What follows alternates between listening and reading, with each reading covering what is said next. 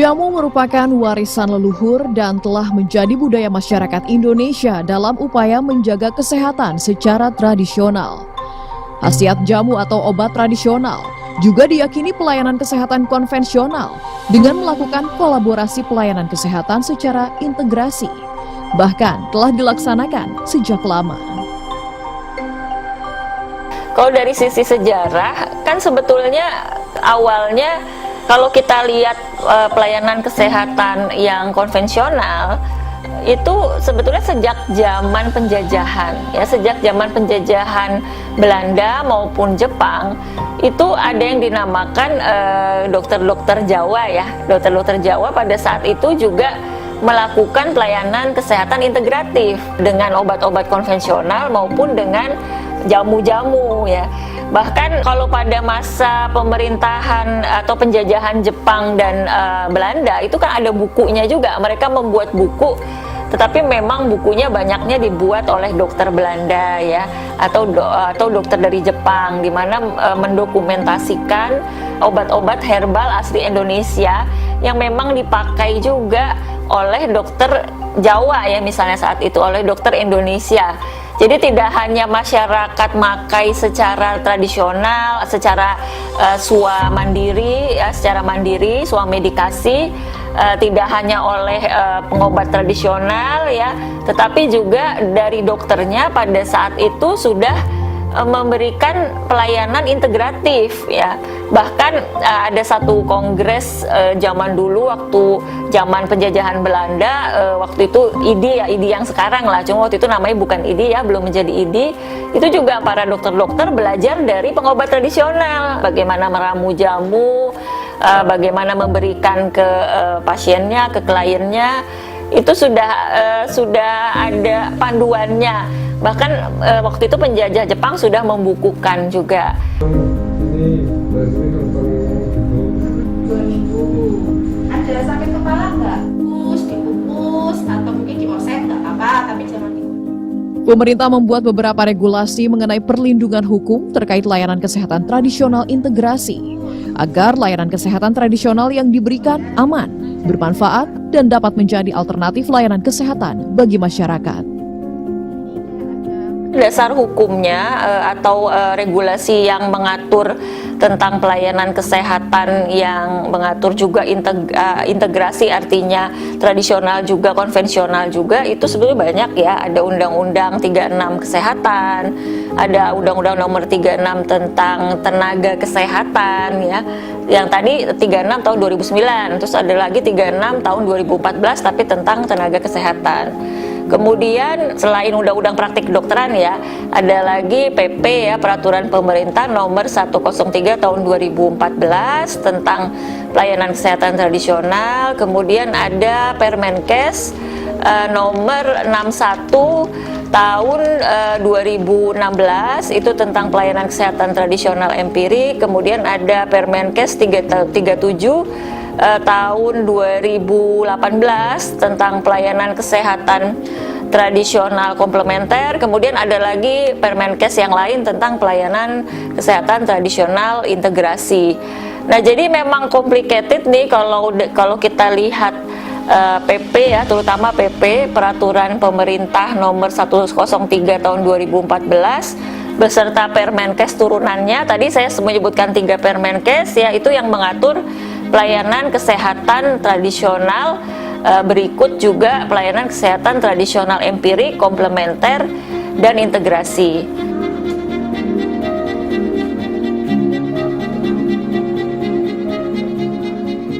Berdasarkan rencana strategis Kementerian Kesehatan tahun 2020 hingga 2024, jumlah puskesmas yang menyelenggarakan pelayanan kesehatan tradisional pada tahun 2021 adalah 262 puskesmas dari 10.134 puskesmas di Indonesia atau 2,6%. Sedangkan jumlah rumah sakit pemerintah yang menyelenggarakan pelayanan kesehatan tradisional integrasi pada tahun 2021 sebanyak 16 rumah sakit dari 1.071 rumah sakit pemerintah atau sekitar 1,5%. Pemerintah semakin menggencarkan layanan kesehatan tradisional integrasi di pusat layanan kesehatan agar jangkauan layanan lebih tersebar luas. Ada satu lagi pelayanan kesehatan tradisional integrasi. Ini juga dilaksanakan di fasilitas pelayanan kesehatan. Nah, tenaganya memang ini integrasi antara tenaga kesehatan konvensional dan tenaga kesehatan tradisional. Itu kita berintegrasi ya, dua tenaga itu untuk pelayanan kesehatan integrasi. Nah, ini juga kita ada acuan-acuan peraturan menteri kesehatannya, baik yang empiris, komplementer maupun integrasi.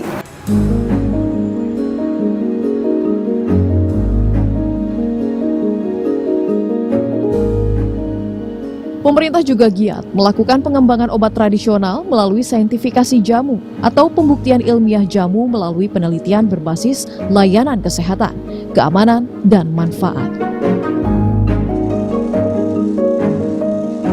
Kementerian Kesehatan memiliki program yang namanya saintifikasi jamu.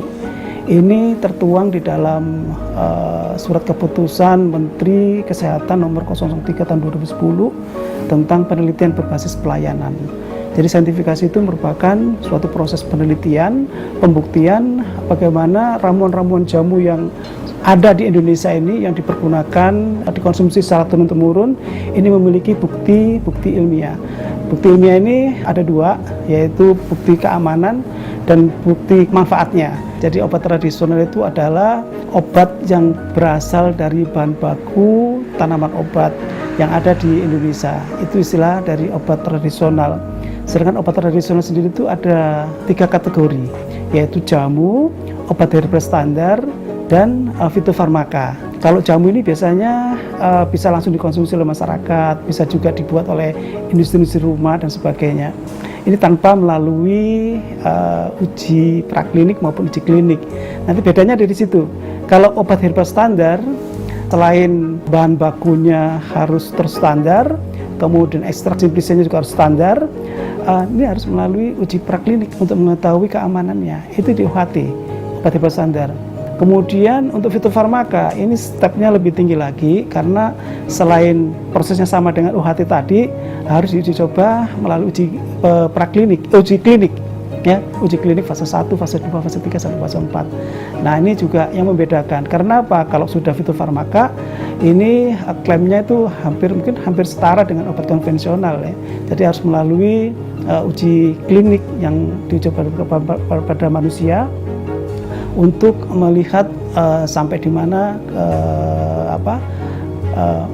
manfaat bagi kesehatan manusianya. Program saintifikasi jamu juga bertujuan agar jamu dapat dipromosikan oleh profesional medis dalam pemanfaatan jamu di pelayanan kesehatan.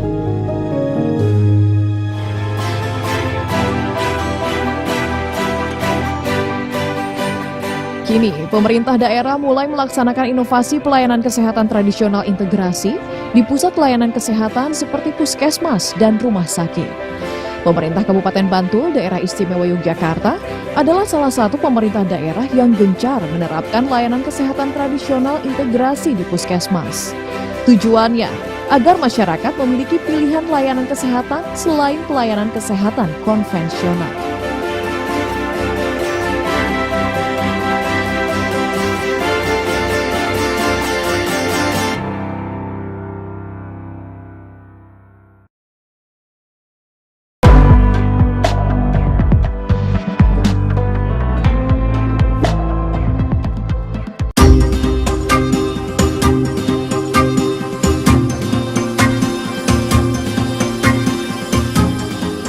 Berdasarkan riset kesehatan dasar Riskesdas tahun 2018, Daerah Istimewa Yogyakarta merupakan provinsi terbanyak jumlah pemanfaatan ramuan jamu, yaitu sebesar 48,1%. Pemerintah Kabupaten Bantul, Daerah Istimewa Yogyakarta, mencanangkan inovasi seroja dengan implementasi melalui layanan kesehatan tradisional integrasi di Pusat Kesehatan Masyarakat Puskesmas. Ya, inovasi layanan ini kita namakan seroja, sehat karo jamu, sehat dengan jamu. Implementasinya di kesehatan, kita memang ingin meningkatkan derajat kesehatan masyarakat dengan pelayanan kesehatan tradisional komplementer. itu ada di dalam Permenkes dan regulasi-regulasi lain di dalam Kementerian Kesehatan, bahwa pelayanan kesehatan tidak hanya dilakukan secara konvensional dengan kedokteran modern, tetapi juga bisa dikombinasikan atau dikomplementarkan dengan pelayanan kesehatan tradisional. Dan ini kita lakukan, kita desain, kita inovasi untuk pelayanan kesehatan di banyak puskesmas. Sejak tahun 2019 hingga kini, sebanyak 12 puskesmas dari 27 puskesmas di Kabupaten Bantul melaksanakan layanan kesehatan tradisional integrasi. Ke-12 puskesmas tersebut adalah Puskesmas Randakan, Puskesmas Bantul 2, Puskesmas Jetis 2, Puskesmas Imogiri 1, Puskesmas Delingo 2, Puskesmas Piungan, Puskesmas Banguntapan 2, Puskesmas Kasihan 2, Puskesmas Sedayu 1, Puskesmas Sewon 1, Puskesmas Sanden, dan Puskesmas Pleret.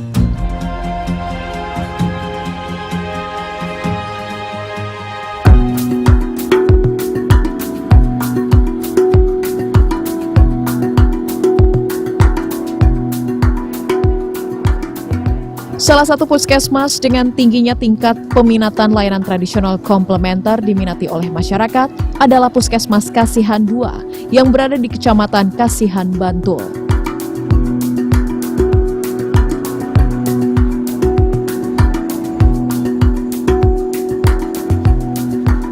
Untuk obat-obat OHT maupun yang saintifik, jamu saintifik itu kita dapatkan memang dari Tawangmangu ya.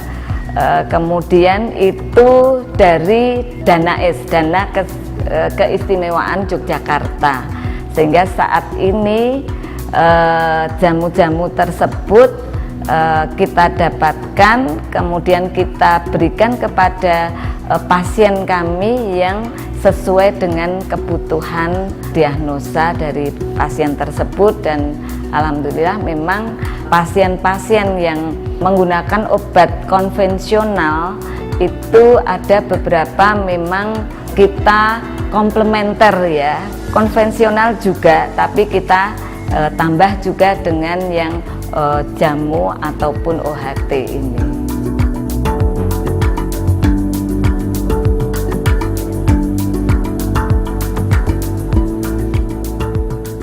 Untuk layanan akupresur masih dibatasi hanya 10 diagnosa penyakit, karena memang kami dilatih untuk hanya mengatasi atau melayani dengan 10 tadi diagnosa. Begitu juga untuk yang akupunktur kami masih dengan 20 diagnosa penyakit, dan itu dokter kami yang sudah dilatih oleh Kementerian Kesehatan itu memang baru 20 penyakit yang bisa dilayani dengan akupunktur tersebut.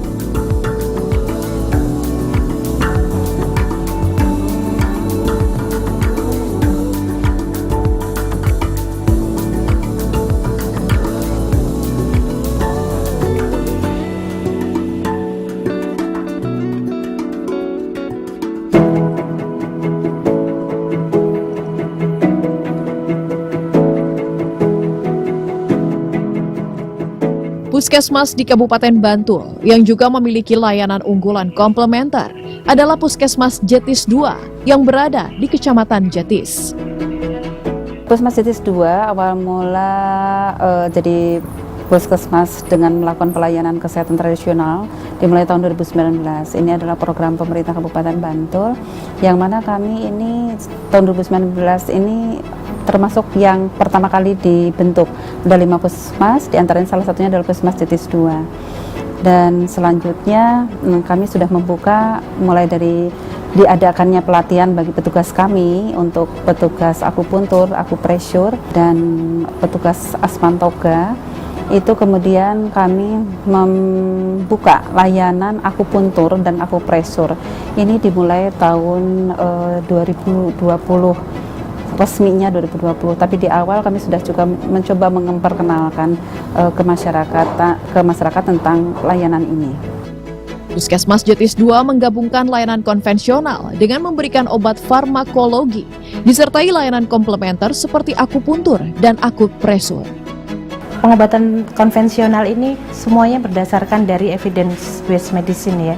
Jadi memang tidak hanya sekedar tradisi saja, tapi kita memang sudah terbukti secara medis, secara ilmiah bahwa ini memang bermanfaat. Kemudian kita mengkombinasikan dengan melakukan teknik akupuntur maupun akupresur dalam menangani penyakit yang kita tangani.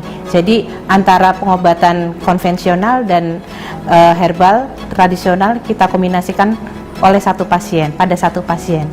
Jadi pasien juga tetap mendapatkan terapi farmakologi jika membutuhkan.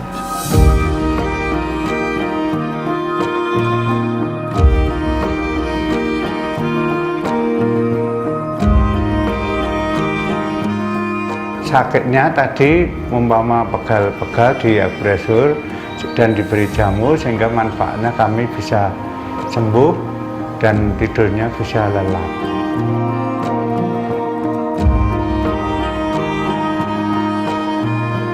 Untuk mengenal akupresur dan akupuntur ini sejak ditetapkannya Yankesstrat di Puskesmas Jetis 2 ya sejak 2019.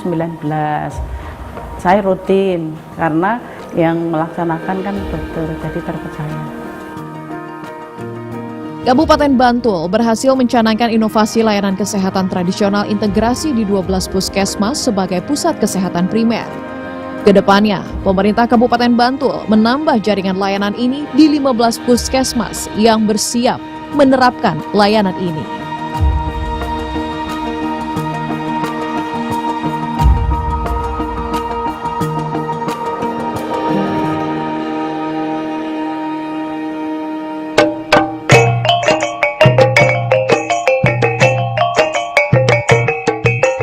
Inovasi serupa juga dilakukan oleh pemerintah Kota Bukit Tinggi, Sumatera Barat dengan menerapkan inovasi layanan kesehatan tradisional integrasi di Rumah Sakit Umum Daerah Bukit Tinggi.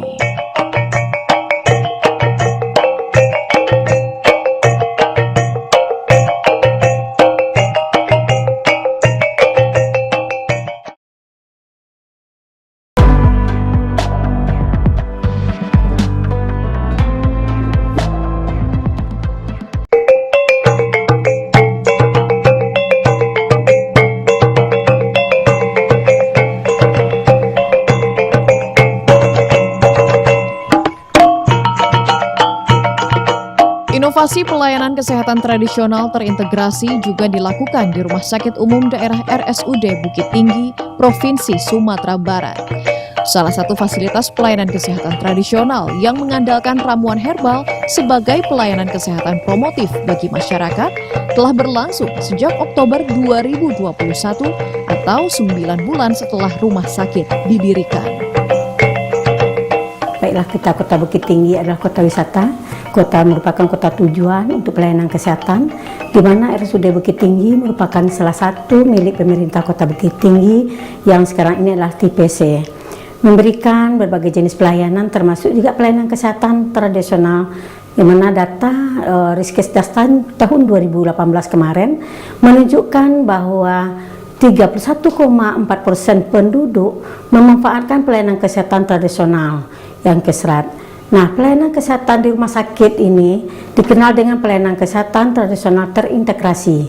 Dengan jumlah penduduk Kota Bukit Tinggi, menurut statistik lebih kurang 122.000. Nah, ditambah dengan daerah tetangga kita ada punya daerah tetangga Kabupaten Agam dan juga Batu Sangkar dan Padang Panjang, di mana RSUD merupakan salah satu rumah sakit rujukan bagi daerah Agam dan daerah lainnya. Atas dasar itulah maka kita kembangkan pelayanan kesehatan tradisional terintegrasi dengan menggandeng Bapak Dr. Zaidul Akbar sebagai praktisi obat herbal atau alternatif.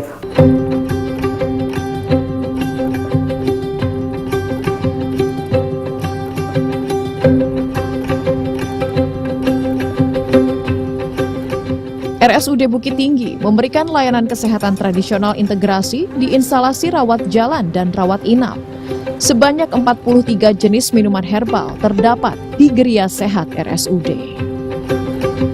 kegiatan yang telah kita berikan di RSUD Kota Bukit Tinggi antara lain untuk perawatan pasien rawat jalan, kita menyediakan geria sehat.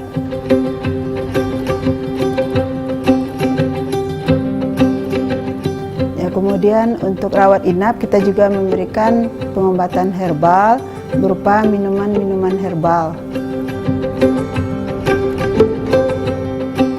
Kemudian kegiatan lainnya tentu sosialisasi ke masyarakat melalui media sosial, melalui jaringan kita di Puskesmas dan juga jaringan kita di Puskesmas Agam Timur. Untuk pelayanan kesehatan tradisional di RSUD Kota Bukit Tinggi, kita memberikan pelayanan kepada pasien adalah kombinasi pelayanan kesehatan secara konvensional diintegrasikan dengan pelayanan kesehatan tradisional komplementer berupa pemberian atau substitusi minuman herbal.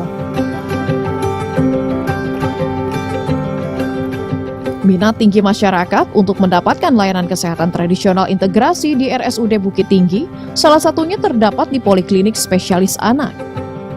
Kalau untuk pelayanan kesehatan anak di rumah sakit memang kita memberikan pengobatan sesuai dengan standar yang sudah ditetapkan dari Dokter Anak Indonesia. Kemudian kadang-kadang kita juga menambahkan pengobatan-pengobatan yang bisa membantu. Salah satunya itu obat-obatan tradisional yang bisa kita anjurkan juga kepada pasien, dan sebagian besar pasien memang karena mungkin di daerah kita ini keyakinannya untuk pengobatan herbal itu masih tinggi, kadang-kadang pasien memang lebih bisa menerima pengobatan tradisional apa yang kita anjurkan ke pasien. Sering juga kita kan merawat bayi-bayi sakit, kadang-kadang pada kondisi sakit si bayi asupan makannya berkurang. Nah, dalam kondisi seperti itu ASI ibu itu lebih diutamakan. Nah, kadang-kadang kita memang apalagi pada saat anak dirawat itu ibu mulai kelelahan sehingga ASInya berkurang. Nah, disitulah kita sering juga memberikan edukasi kepada ibu untuk menambahkan obat-obatan yang bisa meningkatkan produksi ASI. Salah satunya kita memang mengarahkan ibu untuk meminum obat-obat yang ada di geria sehat.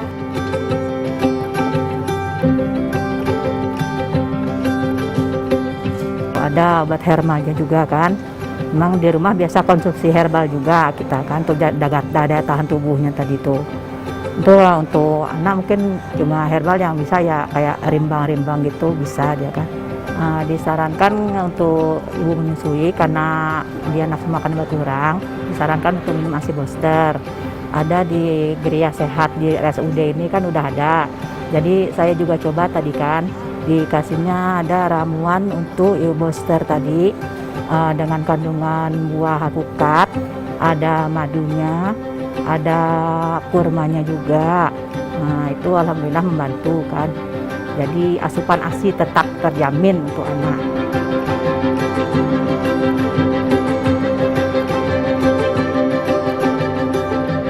Dalam menggencarkan pelayanan kesehatan komplementer, RSUD Bukit Tinggi juga menyediakan layanan akupresur yang diberikan kepada pasien rawat inap. RSUD Bukit Tinggi merekrut 2 tenaga kesehatan yang tersertifikasi sebagai perawat yang telah mendapatkan pelatihan akupresur.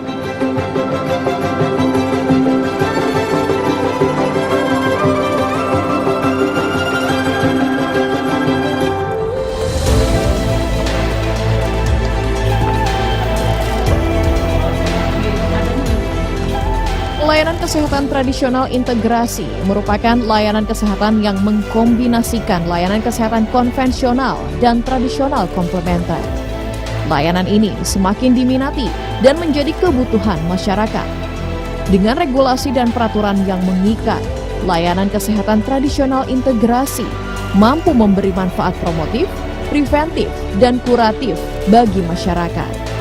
Masyarakat juga memiliki alternatif layanan kesehatan untuk mereka nikmati, sehingga layanan kesehatan serupa juga dapat diterapkan secara optimal dan menyeluruh bagi masyarakat Indonesia.